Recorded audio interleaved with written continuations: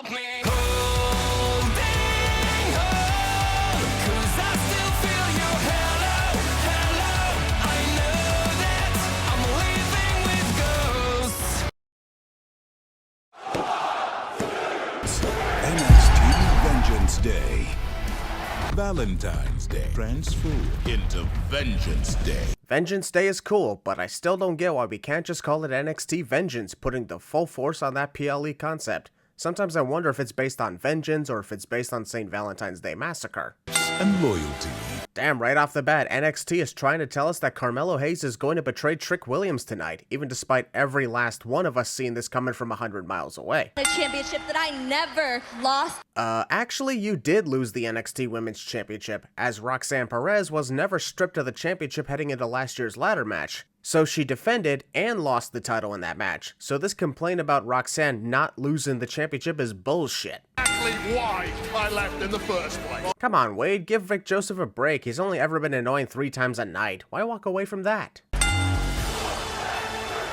Carmelo Hayes is also trying to everything in his power to let Trick Williams know that he's jealous of the latter's popularity by having his own music interrupt Trick's, and yet somehow it still does not register to Trick that Carmelo is planning the betrayal.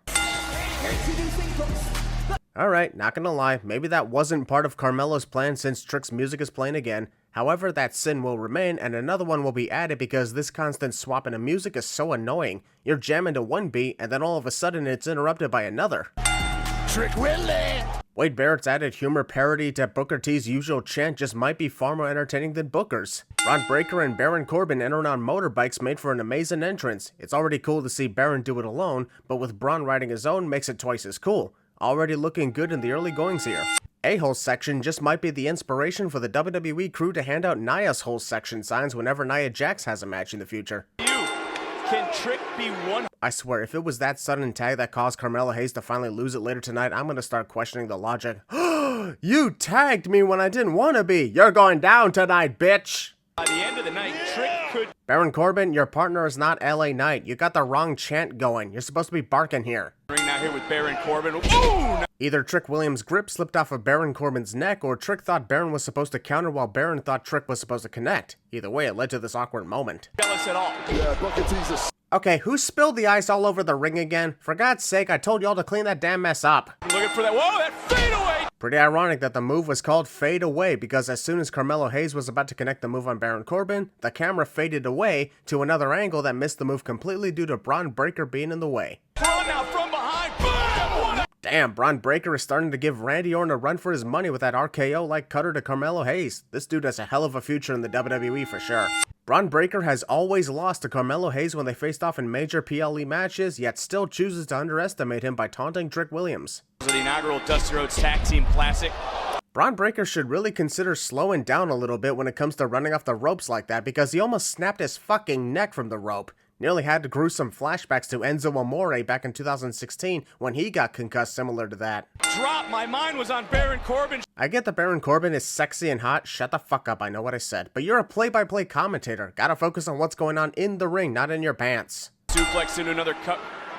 Discount Jack's swagger. Trick Williams could easily bend forward and then he'd be able to tag himself in, but chooses not to, thus fueling Carmelo's hatred of him even more for later on. got Braun Breaker beating you up. I believe it was countered. That was in no way countered. Braun Breaker simply tried and failed to hit the cutter on Carmelo Hayes, who crashed and burned in confusion. That was awkward. Back on top in a hurry. This is a little weird when you think about it. Carmelo Hayes took a lot of punishment and was nearly unconscious by the time he was able to tag in Trick Williams, but less than 40 seconds later, Carmelo is tagged back in and he's back to 100%.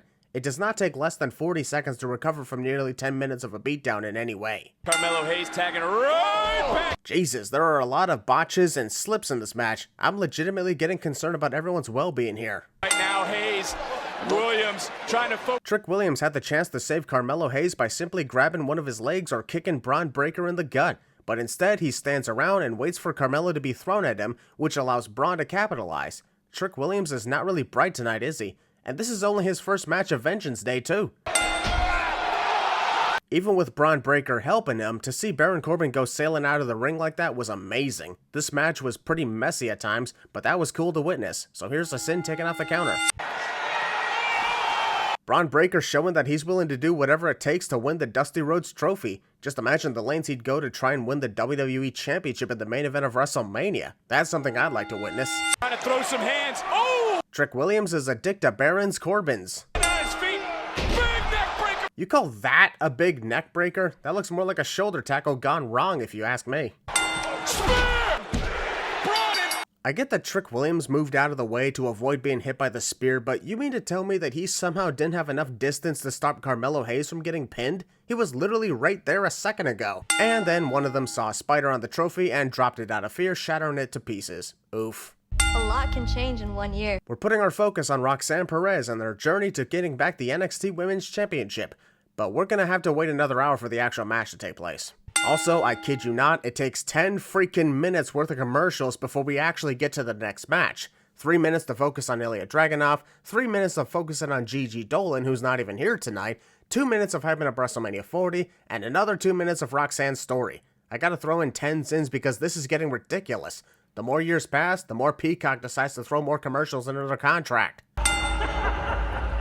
Joe Gacy's "I'm totally not joining the Bray Wyatt tribute faction in the future" entrance was actually quite scary. The cackling is giving Green Goblin type vibes here. Got that nightstick. And then Djack pulls out a kendo stick, to which Joe Gacy responds with a real lightsaber. At that moment, even Djack would be running for his life. This might be over in about 15 seconds. The match was conveniently 15 seconds long when Wade Barrett said that. Well, the good news is, this lasted longer than 15 seconds, I guess. What Djack did to scene. This match has not even gone on for 30 seconds, yet Djack is surprised that Joe Gacy kicked out at 0 from a mere clothesline. If there's anything about crazy dudes like Joe, they tend to get weird supernatural abilities. Upset Djack is the... How about instead of being shocked at all the no-count kickouts, Djack grabs some weapons and unleashes like hell on Joe Gacy? Why is he expecting to defeat Joe so quickly here? Universe.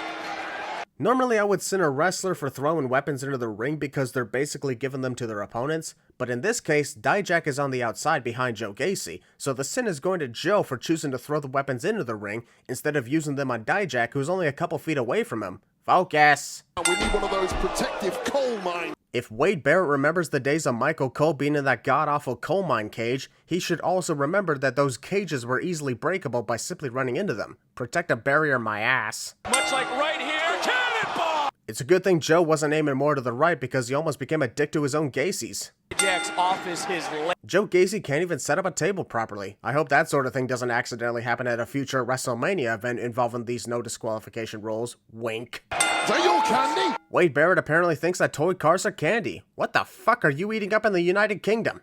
Joe Gacy is a sadistic son of a bitch if you ask me. Those toy soldiers are nothing to joke about. They hurt almost as much as stepping on a Lego. Now we're reaching anti-PG hardcore levels of carnage in this match. If you don't believe me, grab some toy army men, put them on the ground, and step on them barefoot. I fucking dare you. Here's what I'm getting. Joe Gacy may be sadistic, but he should have honestly just poured all those toy soldiers and cars onto the table instead of slowly setting up the soldiers one at a time, because this allowed Djack to recover from getting thrown into the stairs. Joe Gacy couldn't set up a table properly, and now he can't even spread the toys across the table properly. There's a lot of room for Djack to miss the toys completely if he goes through it. Bray Wyatt would be so proud of Joe Gacy the way he's performing. Fuck, stop making me tear up.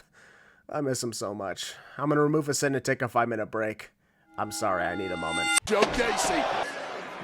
Seeing Joe Gacy continuously sit up while trapped inside the garbage can made me laugh. This was hilarious comedy from the match because of how funny Joe looks in this moment. Stomping away through the trash. That garbage can has sharp dents on it, yet Djack suffered no damage to his elbow when he dropped it. And because someone is inside the can, that would make the impact of the elbow drop a lot more deadly to Djack than it would have if it was empty. Well, Djack has a plan. Well, that's what you get for not only monologuing to Joe Gacy, but also alerting him to your position so that he can use his other senses to know when to attack you. But also, I gotta take another sin off because that was a creative way for Joe Gacy to take advantage. A battering ram headbutt using the garbage can for leverage. I don't think I've ever seen that in any no disqualification matches. You'll love to see it. To everyone in the locker room, go! See what I was talking about earlier with the table? Djack goes right through it, but conveniently lands on the one spot of the table that did not have any toys on it. Thus, he only got a couple of splinters but suffered no additional damage, which made the presence of the toys useless. Also, because of how far away the table was, Djack mostly went through using his arms. Joe should have honestly brought the table closer to the ring so that Djack's full body could go through. What a shame, this could have been a kick-ass table spot, but it sadly wasn't. Oh, he's back up and at him. You literally just went through a table from the height of the second rope. How the fuck is Djack back in control of the match in less than 30 freaking seconds? Mine at this moment. I gotta commend Djack for being able to do a moonsault like that from a guy his size, especially when given a German suplex from the top rope by a guy the size of Joe Gacy. You don't often see that, but it's cool when it does happen. But alas, I'm putting that sin back because the intention was for Djack to crash into the waiting garbage can, and just like the toy table earlier, the coordination was poorly done. Alright, duct tape in Djack's eyes to blind him was a creative moment on the part of Joe Gacy. Was wondering if the Rosa tape would ever be used in the match. Also, look on the bright side for Djack. He almost has no eyebrows, so he doesn't have to worry about possibly getting them waxed in this moment when the tape eventually does come off. Still gonna hurt like a motherfucker, but you get my point. Duct tape over his eyes, feast. You gotta admit, that takes a lot of trust to allow your opponent to hit their finishing move like feast your eyes while blinded with duct tape. So another sin taken off for Joe Gacy, putting his full trust into the Djack for that moment. Oh, and one more sin taken off for the comedy of blind pinfalls. To Gacy.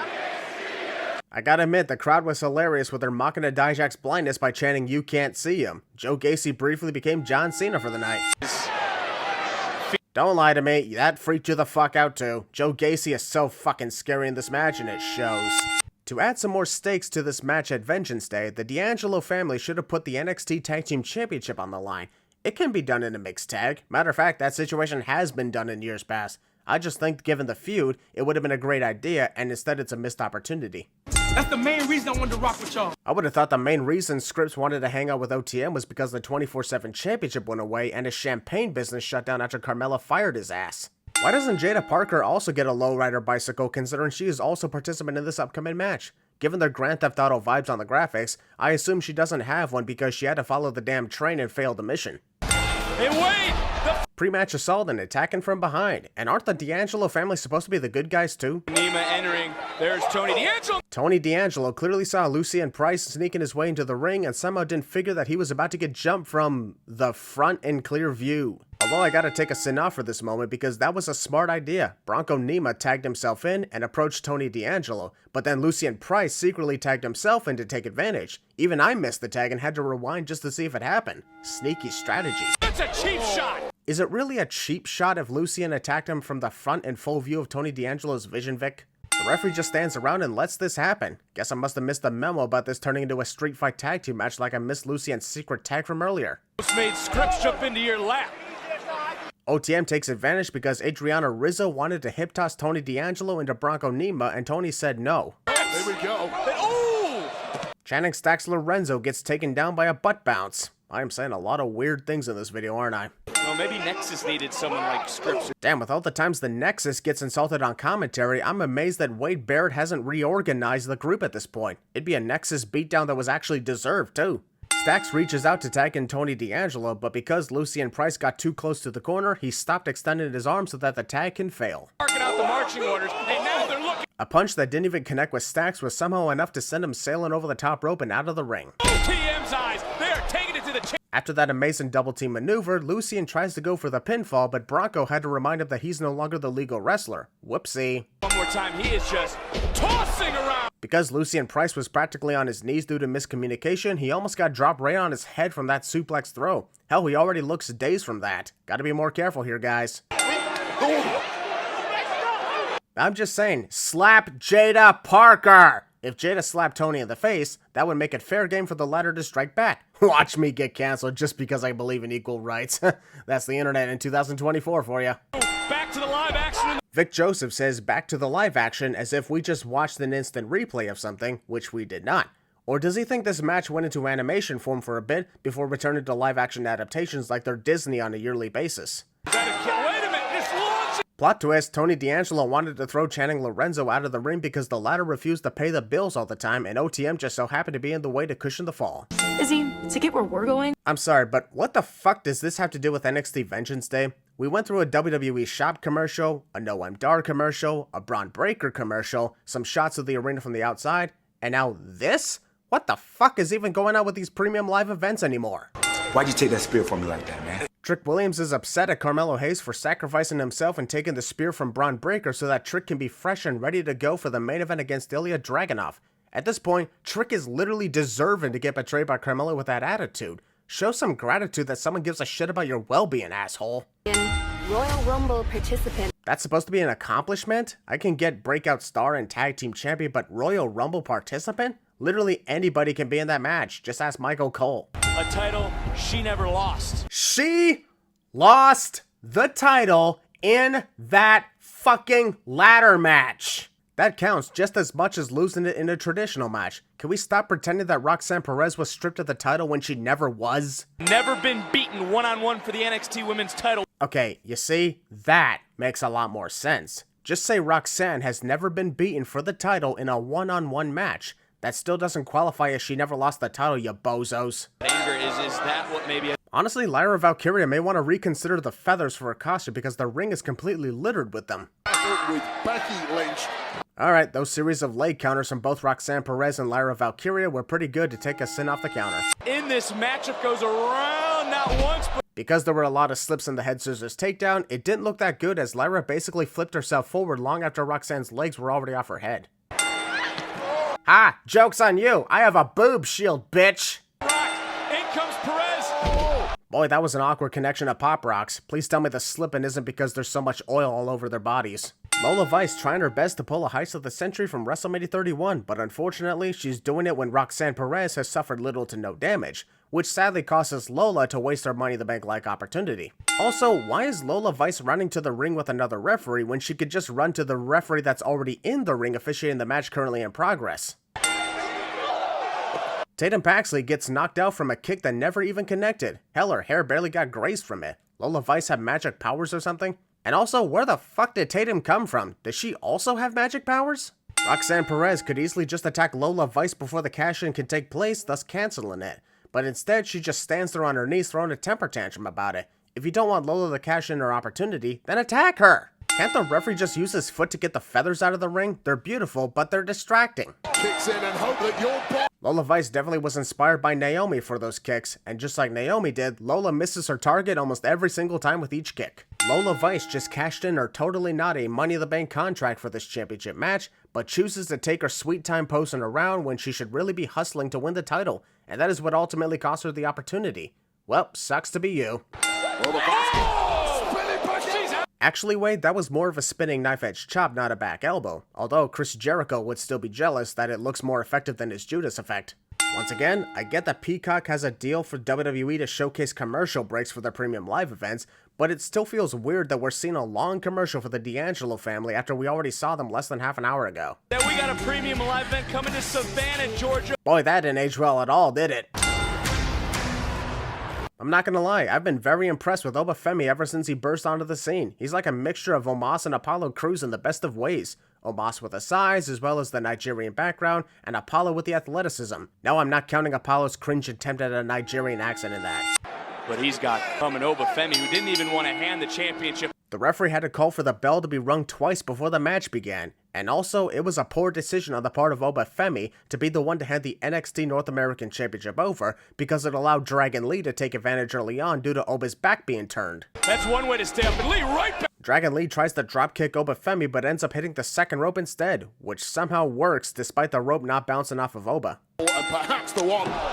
And another. Dragon Lee literally hit his own version of Finn Balor's coup de grace to the face of Obafemi, and yet that somehow doesn't work. Stomping on his gut would win someone the match with that move, but not on his face? Or it probably didn't work because his name is not Finn Balor. Usually guys connect on the chest, connect on the head, it's still not good enough. That's what I'm saying! Obviously, Obafemi is not trying to rip Dragon Lee's mask off, but considering he's lifting up Dragon by the mask, it's still an attempted mask ripping sin. You don't touch a luchador's mask even if it's just to lift him off the ground. Maybe for Dragon Lee at some point. If Dragon Lee had enough power to flail about when he's getting pinned, shouldn't he have enough power to kick out before a count ever began? Rope cravings. Also, was the biting of the ropes really necessary? Based on the position his arms are in, he could have easily turned around and put his hand on the rope, or put his whole body on the rope. The biting is a little over-dramatic if you ask me. At first you don't succeed! Obafemi got the announce table ready for destruction, but when he had the chance to put Dragon Lee through it, he chose Wade Barrett's chair instead. Well, so much for the table destruction. Doing so with performances like... Because Obafemi didn't time the snake eyes right, Dragon Lee had to move forward after landing on the canvas just so his head could bounce off the turnbuckle. Damn, it took Roxanne Perez nearly 40 minutes before she finally found Lola Vice in the backstage area. I would have found her within minutes knowing she was the cause of me losing my championship match tonight. I know exactly who attacked you. Guy who obviously attacked the victim tells said victim that they know who attacked them cliche. This sort of storyline has been done many times over the years. And how did Trick Williams not figure out all this time that it was obviously Carmelo Hayes who attacked him in October? It's the ultimate no shit moment when you think about it. I just gotta ask, why have we not changed certain designs on the NXT Championship by now? We left the rainbow paint color era nearly 2 years ago, and we still got the rainbow on the title itself. Just a little critique I got. Powering over Dragon. Apparently, body slamming his opponent causes Trick Williams to activate his springing abilities like he's on a trampoline. We went from slippery rings to bouncy rings. Making punchlines anymore, he's strutting around to make headlines. And in an attempt to not make punchlines, Vic Joseph ends up making another punchline by replacing punch with head. It's gonna push me off my throne! Wrestler claims that no one is going to push them off their throne, which ends up happening with the opponent they're facing cliche. It may not be tonight, but Trick Williams is the one who ends up pushing Ilya Dragunov off of his throne, so Ilya sealed his fate, albeit a delayed one. We don't know who attacked Trick. Then you're the only one who doesn't know, Wade, because the rest of us already figured it out months ago. Try and keep up with us, mate. Before our eyes there, Carmelo Hayes put his hands on one of the competitors in full view of the referee. Disqualification! league right now for Trick Williams. Ilya Dragunov connects a clothesline on Trick Williams and then suddenly gets his leg yanked up in the air by an invisible force. Damn, Ghost pranking us again. I'm not even going to send this move for Ilya Dragunov failing to jump at the right moment because that landing was still extremely brutal. I got the wind knocked out of me and I'm just sitting here watching the show. Carmelo Hayes is also not even trying to hide the fact that he's the one who attacked Trick Williams by conveniently getting himself punched in Trick's direction so he can chop his leg. In this case, that was actually pretty clever. Copyright infringement. Mello, get in there, ball. The referee gets knocked over at the crucial point of the match cliche, and you could tell that Trick wasn't even aiming for Ilya, who wasn't in the way of the referee. Did Trick finally figure out that Carmelo Hayes was the one who attacked him? I'm so confused now. According to the stupid fans, the second referee sucks because he wasn't there to count the pin in time. Sure, let's just forget that the original referee was knocked out like 5 seconds before Trick hit his finishing move on Ilya. Referees can't just magically appear within seconds, you idiots. I honestly like that the ending of this match was the result of a jousting contest to see who will hit their finisher first, and Ilya Dragunov came out as the winner of that. Nice ending to a pretty good NXT Championship match. Duh!